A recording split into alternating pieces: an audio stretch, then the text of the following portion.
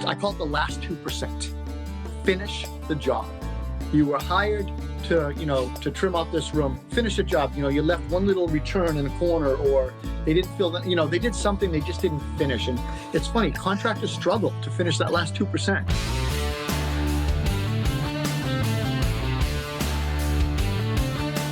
Welcome to the Fine Homebuilding Pro Talk podcast, a regular discussion with building industry professionals. Today, I'm joined by a Concord Carpenter, Rob Robillard. You can find the Fine Homebuilding Pro Talk podcast and the original Fine Homebuilding podcast at finehomebuilding.com/podcast. You can leave feedback and ask questions there too. Rob, thanks a million for being on the show, man. Thanks for having me. Appreciate it. We've known each other for, I bet, at least 10 years now. And I honestly don't know much about your business, but I do know that you're really into tools, and we'll talk more about that later. But can you tell me about your business, the kind of projects that are in your sweet spot, that kind of stuff? Sure. Small scale builder, remodeler. I work in the Concord, Mass area, which is basically Metro Boston, Metro West Boston, they call it. 2 employees.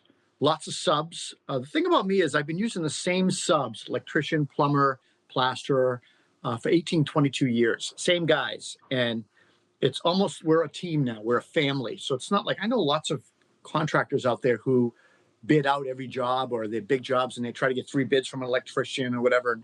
I don't do that anymore. I go right to my guys. I'm loyal to them. They're loyal to me. And we have a great time. I think you'd agree that having good subs is a key to a successful construction company. Especially now with a shortage of subs and tradespeople, having people that are loyal to me and vice versa is huge. Yeah, they make time for you. And you said you had 2 employees. What do they do for your company? So one is a seasoned carpenter. He's right-hand man. And the other one is a kid, 18-year-old kid from Minuteman Tech. He started with us as an intern over the summer. We hired him full-time. He graduated. And we are mentoring, training him as an apprentice. How's that going? So far, so good. He wants to learn. He wants to work, which is great. That's all you need, man. Yeah. You just have to want to do it, right? Yeah. Well, I still have did he come out of school knowing anything? Yeah. Well, tell me about it. Yeah. Did he come out of school knowing enough stuff? No. In his own words, we made breadboards. It was during COVID. It was horrible for them. They didn't get to go on job sites. They lost out on a lot of opportunities. He's learning a lot with us. He's already decided he does not like rot repair. Because of the mess?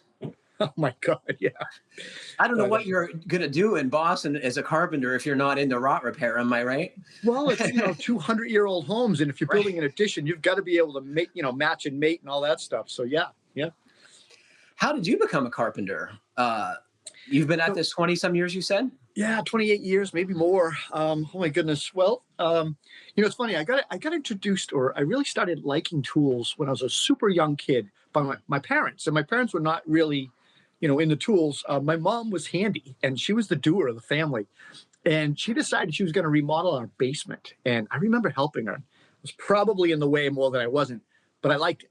And she let you, which is the real gift. Stuff. Yeah. Yeah, she let me. And I had my own little set of tools. And I'm the kind of kid that was always taking stuff apart and putting it back together. And by the time I was in high school, a little bit older, I started, there was no real trade schools, but I was taking those tracks in high school, the carpentry track, the woodworking track. Did you have that kind of, did you have the wood shop and the metal shop in your class, in your building? In your high school building? Yeah, it was in the building. And then I looked for opportunities to work on this in the summers with people and pick stuff up. And I was self-taught for a while until I hooked up with these 2 really cool guys, 2 different times in my life, kind of mentoring me. And one was a cabinet maker, finished carpenter. The other was just a master carpenter. He's forgotten more than I'll ever know still to this day. And so I picked up a lot from those guys. And then I took that giant scary leap, and I just went out on my own and stopped working for people and hired somebody and just never looked back. How'd it go? Did you make any big business mistakes at first? I bet you did. Yeah. One of my favorite sayings was "learn as you earn." Try to figure it out while you're doing it, right? Or learn by your mistakes. And I figured out a lot of things. And it's funny. I've always read Fine Homebuilding, Journal Like Construction, and looked for best practices and followed these certain authors and things. And so you'd pick those things up too. So self-taught. But the mistakes were the hardest lessons to learn, right? Yeah. The ones where you lose money or you worked for free that day. Boy, is that demoralizing, huh? Yeah, you don't do it too often, thankfully. Well, fortunately, those folks go out of business after a while, Yeah, right? right. What do you think the biggest challenge is right now running a construction company? Well, I think the biggest challenge for me is finding skilled labor and keeping it. It's hard to find skilled labor. Most of the guys that I've interviewed for jobs are my age, right? So they say the average age in the trades right now is around 55. I'm 53. And for every 5 tradesperson retiring is 1 replacement. Mm. So finding people, and for example, I put an ad on Indeed last year. I had 15 people reply, 8 followed up. So I scheduled 8 interviews. 3 showed up, 5 blew me off. And of the 3, 2 of them were messed up. You're just like, oh my God, no way, in an interview. And the other one turned out to be a good guy, and I ended up hiring him. But it's scary out there. What are we going to do? I mean, we're at a point we're going to just like run out of people to do this work. What do you see is going to happen? So you got to train within. You got to hire and train. So a lot of companies do that now, right? They no skills required. We train within. That's what I'm doing with this kid. I've sat him down. I said, look, here's a track for you in the next 5 years. This is how much I'll pay you if you stick around. And I laid the path, and I said, I need you to be the sponge. I want you to learn as much as you can. Ask questions. I'm going to challenge you. I'm going to have you work the problem. I'm not going to give you all the answers, and I'll work with you. And I'm not going to let you sink, but and try to train within. And you hope they don't leave, because somebody. How can you afford though to take that risk? I mean, it's going to take years, right, for this person to be a competent carpenter that you can give work and leave alone, I'm sure. No, I don't really have the answer to that, other than I don't have a choice. So he's a laborer as well. So he's helpful. And as I get older, it's nice to have a young kid with energy.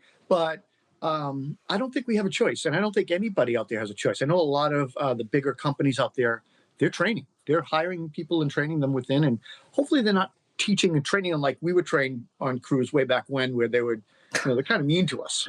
Mean, and the work was dangerous, and and it was this macho ethic to like not get help and to do stuff the quickest, fastest way, right? Oh yeah, horrible egos. I hear that the Boston metro area is like absolutely booming with regard to residential construction. What's going on there? I hear a lot of in some of the suburbs there are a lot of scrape offs and people building duplexes and triplexes. Yeah. Yeah. So tons of tear downs, tons. I live in the Metro West area is the suburbs of Boston. It's some affluent communities, and that's where I tend to work. Some of these houses, like I said, are 200-year-old mansions, colonials. They're gorgeous. Since the pandemic, I would say started, people weren't going on vacation. They weren't spending all their money going out to dinner. So more and more people, the people that had money have always been building and remodeling. Sure. But the masses of people started doing things in their homes, replacing decks, window replacements in their house. And so what I saw was lots of people are home and they're noticing things in their house, and they just start fixing it and fixing it up. I want to say the boom in Boston, the building boom, it really never stopped. It's always been busy. Housing building stopped, in 2008 in that area in time. But the remodeling has always been strong. I bet that's both good and bad. I mean, you mentioned the difficulty finding skilled help.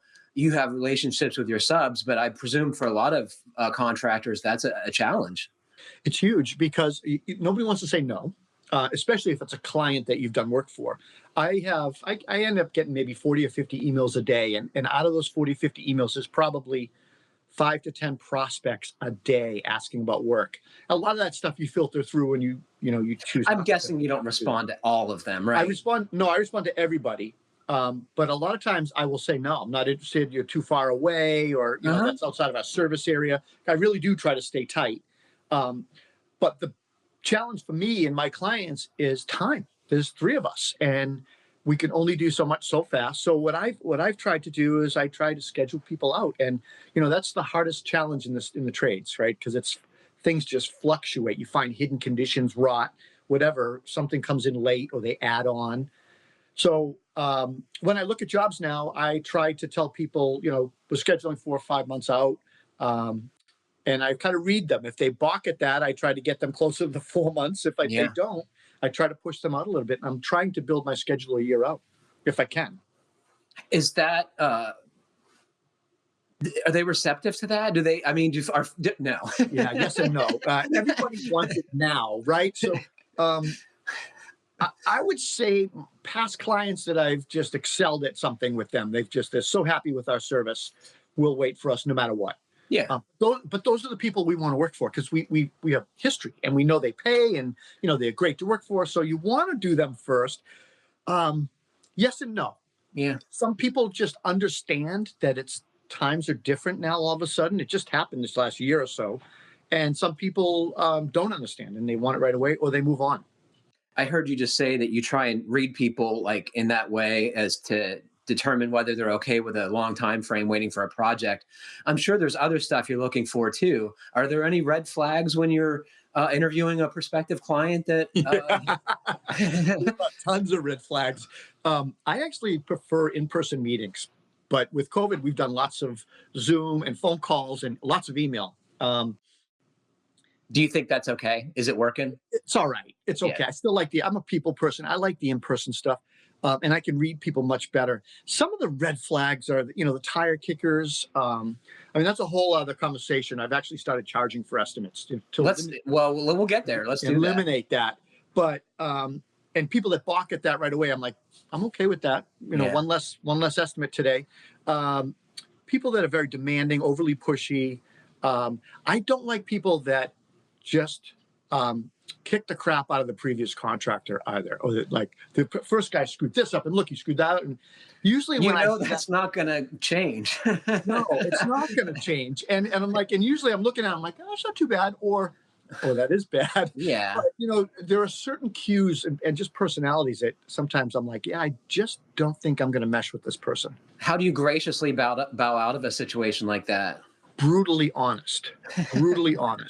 And I've learned that over the years by taking the jobs and suffering. So brutally honest by saying, listen, thank you for having me inside your home. This is a beautiful home. I said, I just don't think this is the right project for us and my team at the right time.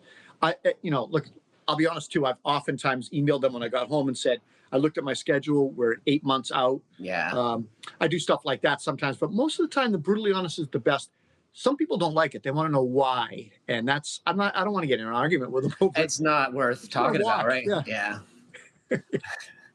What, I've heard, you were just talking about the charging for estimates. How did that come about? And like, what do you charge? And what do people say when you bring that up?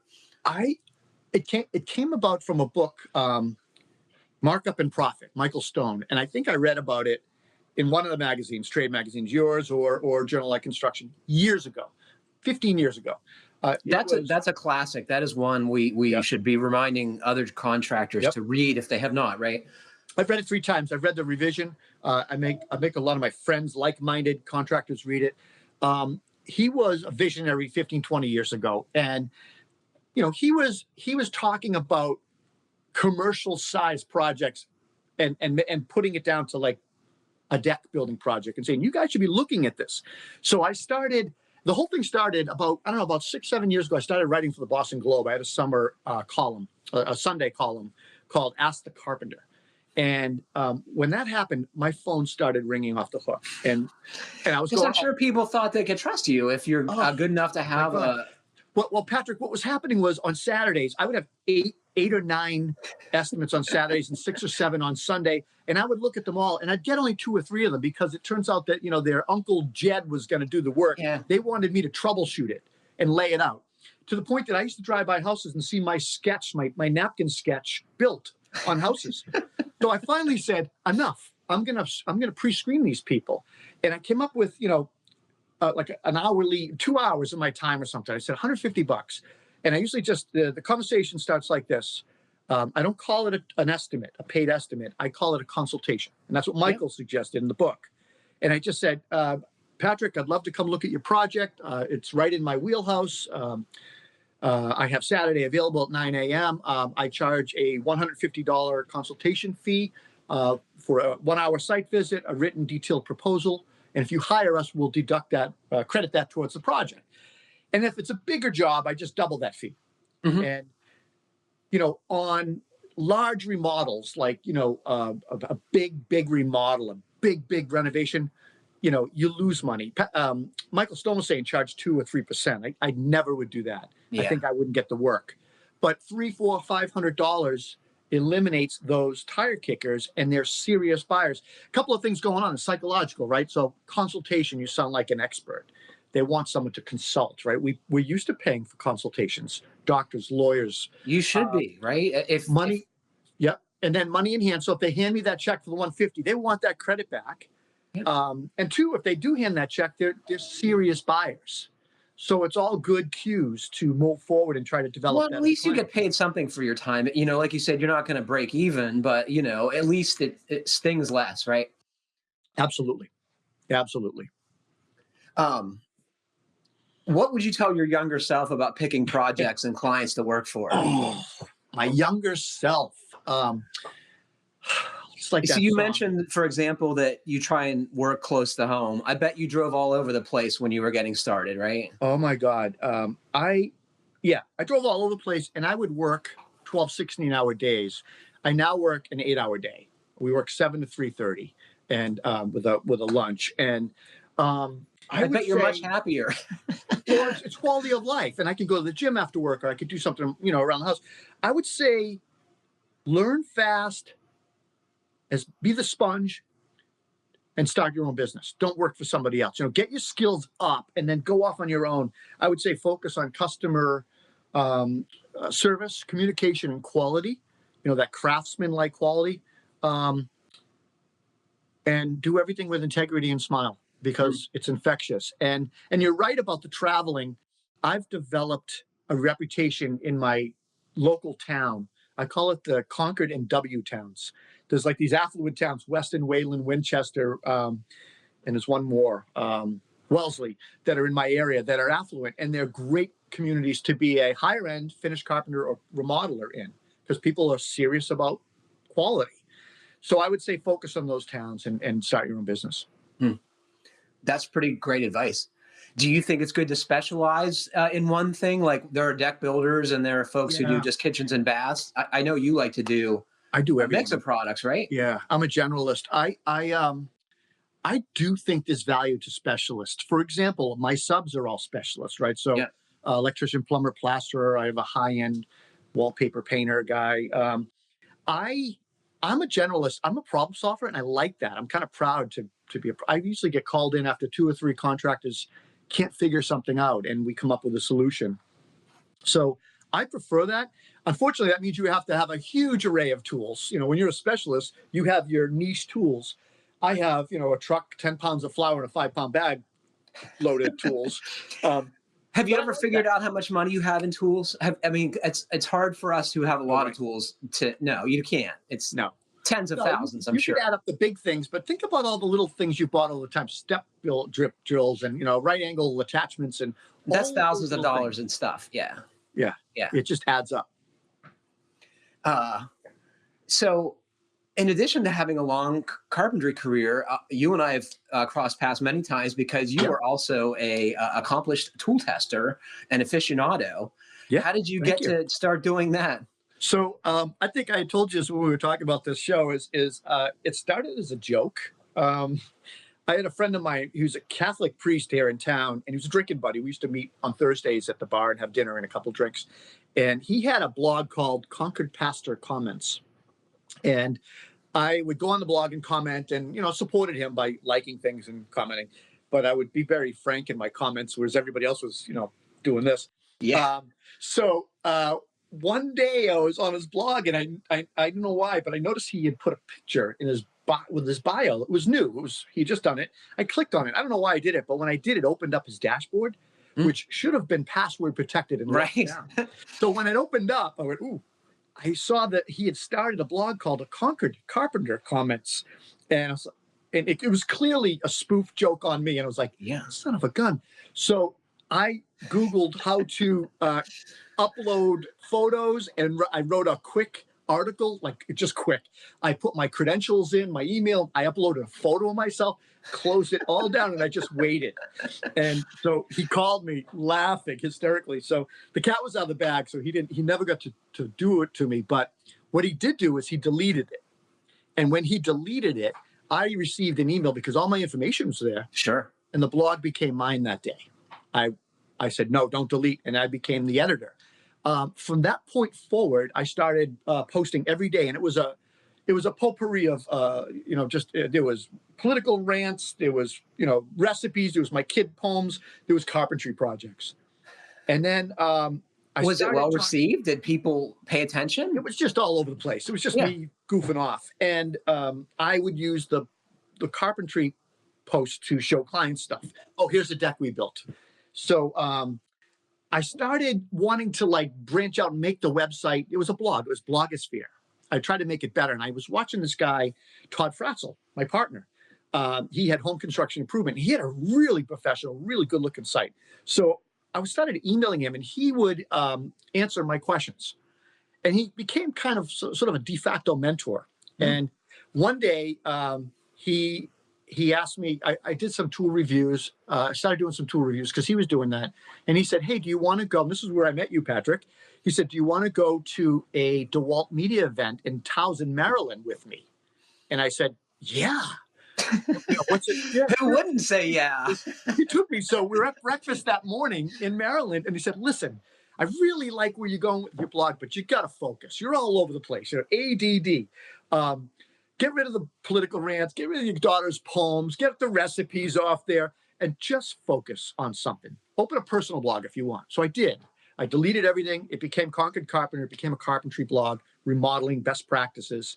And then I met you at the event. That was a great event. That was our first one. That was a cordless, when cordless started.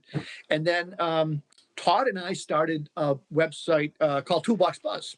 And that website is strictly tool reviews and tool industry news. I can tell folks that haven't checked it out, they should. It's good. And you guys do legitimate journalism testing tools. It's not bogus. It's real. No, we're not chucking two drills together or dropping them in a bucket of water. We're really trying to be professional about it. Yeah. And it's fun. I call it fun, right? It's like book club for men, but we play. That's pretty amazing. And then I also saw on, so we hadn't seen each other because there's been no tool events, right? Right. I went to your website to see what you've been up to, and tucked in the way in there was a bunch of videos. You did a public access TV program for seasons. Yeah. And they're pretty good. Thank you. Are the links still live? I think so, yeah. Yeah. So this girl I graduated high school with years ago called me out one day and she said, hey, I'm running the local access TV show. Do you want to be the local Norm Abram? And I said, who doesn't? Really, but well, we need to fill it. We're looking for some home improvement tips. I have a lady who needs some handicap access, handrails and stuff. Would you be willing to, because she knew I did volunteer stuff. Would you be willing to put those railings on and I could film it? So that's how it started. And then we ended up doing maybe 10 or 14 of them, just a local show here in Concord. And then they stopped doing it. That's kind of fun, though. Very fun. On the subject of tools, I've observed that even among tradespeople, some are really into tools and some are not, which I find completely baffling. But anyway, have you always been into tools? I mean, you said that your family, your mom specifically, had you doing stuff. So did you start collecting then, or? Yeah, I've had tools since I was probably in middle school. It was mostly socket sets and screwdrivers back then and stuff. My first power tool was I forget the name of it now. I think it was Stanley, but it was like a modular tool where it was a sheet sander. It would transform into a drill or a jigsaw.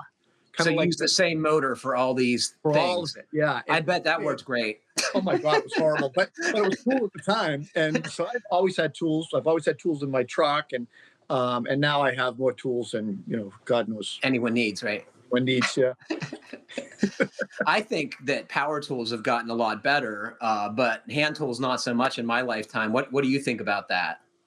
Well, yeah. I mean, it's all about cutting the cord today. We're talking about cordless now, right? So it's all cordless. I mean, cordless tools today can absolutely compete with power corded tools. I agree with you about the hand tools. I do think that manufacturers have taken their foot off the gas, no doubt. However, there are some tool companies that are still kind of doing it right. And like, I think, did you go to that media event that Channel Lock had? It was in I Pennsylvania. didn't. It's in what, Meadsville, PA, right? Meadsville, Pennsylvania. It was amazing. 100-year-old plant, still using some of the original forging tools. Made in the USA. I mean, 99% of their tools are made in the USA in that plant. I think they're doing it right. I think, Crescent's doing it good, do a good job at it. Milwaukee, believe it or not, is got this new look where they're trying, and they're trying to innovate hand tools and kind of do different things with them. So I do think there's hope for hand tools. Yeah. Well, I think sales would prove that correct, right? If they try this stuff and it's successful, Right. they're going to keep after it. They'll keep after it. Yeah. What do you think? Are there any lesser known brands of hand or power tools that folks should be aware of that they maybe not? Yeah, I always say that it's funny, rigid power tools. I always call them the hidden gem in the tool industry, because when we do our head-to-head tool test, where we test, I don't know, 8 to 14, 15 different tools against each other during a series of tests, rigid always comes in middle of the pack. It's just, sometimes it's high, sometimes it's low, but it's usually right there. They seldom have a turkey. I think you'd agree. What's that? They seldom have a turkey, Right. Yeah. They just seem to like hold their own. And for the longest time, you couldn't beat the price. I mean, I know their price has gone up recently, but they were a great entry tool. They were a great, I see regular tradesmen using them all the time. I have them in my shop, but hidden gem, that's what I always call them. That's good. How about hand tools? Hand tools, I don't know. I'm a big fan of Crescent and Channel Lock. I like some of those Milwaukee hand tools. I love the Irwin chisels. I don't think they get as as much notoriety. You as mean they should. the Marples? The line, Marples, right? yeah. They're just a beautiful, beautiful chisel. I like the standing block planes. I have lots of planes. Yeah. Anything really special? Like you like a Lee Nielsen guy? No, I wish. I mean, I can't. I just can't spend that kind of money. But I do have a couple of. I might have one Lee Nielsen plane. It's a rabbit plane. I needed it for a job, and I justified it. But most of my planes are low-angle planes. Some rabbit planes. I have some really old Stanley, like number 5. A few of the different size planes. They're more for show now. They're tuned. They're sharp. I have to keep the rust off them. They're hanging on the wall. Yeah, sure. They're more wall art now. I think you'd agree. Most carpenters really only need a block plane today, right? If it's for something bigger than that, you want a power plane because it's just too much work. Yeah, I do love my block plane though. Do you have any really old tools like family heirlooms that are in your collection? Yeah, no family heirlooms. Nobody was really into tools in my family, but I have a lot of old hand planes that I refurbished and used every day. They're better than the new stuff. Way Way better. And if you keep your eye out, you can find some deals for that used to be easier. I think today people know more what they have owing to the internet. But I agree. Out in Western Massachusetts every year, they have a fair. It's a huge flea market fair, antiques, called the Brimfield Fair. And that's where I find most of my planes. And you're right. The guys that are selling them have dozens of them on their table. They know what it's worth. But a lot of times they're rusty and they need to be refurbished. I'll buy 2 or 3. And I'll be able to make 1 out of those 3. That's a cool idea. Yeah. So if you're like me as a carpenter, I'm sure you notice any building failing of any type, anywhere you go, under any circumstances. What do you see that drives you crazy over and over again? Proportion's a big thing for me. So I hate proportion if somebody can't get the details right. So, columns that are too thick for the house or too thin or, stuff like that. So you have like an intuition to that? You grew up in that area, right? You're around these Gothic revival structures. It's something, there is a formula to that, the Fibonacci theory of whatever's I forget the number, 2 point. But no, it's a feeling. And when you see something where, big fat building, thin columns, or tall building and fat columns, or just terrible crown molding or crown work or stuff like that, casework. I have this thing where I I train my guys. I call it the 3 to 5 foot rule. And the 3 to 5 foot rule is his 5 foot. It's in the face, right? So things that are in your face, for example, nail holes on trim. You should never see any nail holes between a 3 and 5 foot rule. You want to get down on your hands and knees and look at a baseboard. Maybe you should find some, but they should be filled and invisible. Sitting in a toilet, when you're sitting at the toilet, right in front of you would be the 3 to 5 foot rule of trim. People see those things in front of them the most. And so they bug them every day. So I tell my guys, pay attention to that 3 to 5 foot rule. What about like the quality of carpentry and chain restaurants and stuff? I bet that drives you bananas like it does me. I do sit in restaurants and notice things. And also, I notice things in other people's houses, when I go to look at jobs or whatever. My biggest pet peeve, and it's something that we all could be better at in the trades, I call it the last 2%. Finish the job. You were hired to trim out this room, finish the job. You left one little return in a corner, or they didn't feel that, they did something they just didn't finish. And it's funny, contractors struggle to finish that last 2%. What about your own house? Is it the same bar? Absolutely not. I could pan around. No, I could pan around right now. My house was built in 1863.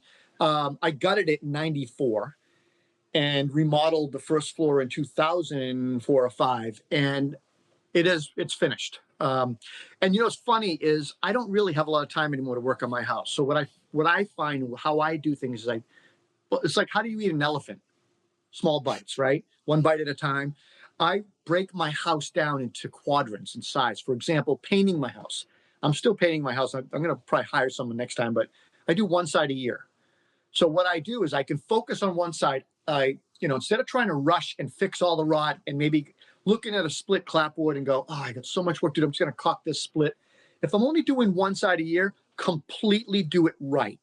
Split clapboard gets replaced. Corner boards that look kind of crummy, new corner boards.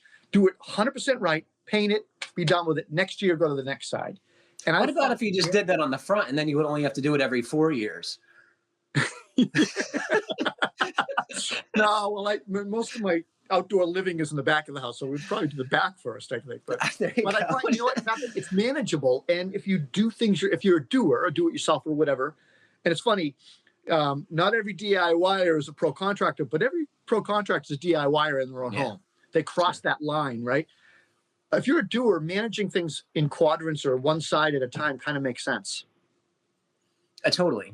Yeah, because there's nothing worse than projects that never get finished. It sounds like you agree with me on that, right? Mm. It's like you with your neat shop. I absolutely, my shop is neat. I vacuum it when I'm done with it. You can walk down there in white socks if you wanted to, I want to be able to have like an elegant dinner out here, but the wife, I can't seem to convince about that. Well, you can make the table for it. Maybe you can get it out.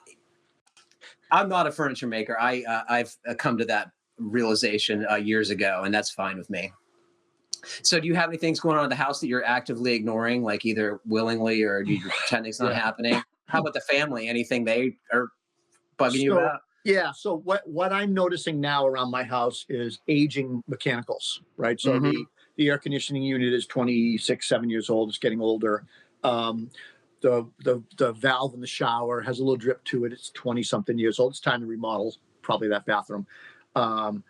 Walkways. I have fieldstone risers with granite patio steps or landings and steps. The grout has the mortar has opened up and water is going to start to get in there and pop it. So I'm going to have to redo that. So there's some maintenance to do. It really is never ending. You just got to manage it.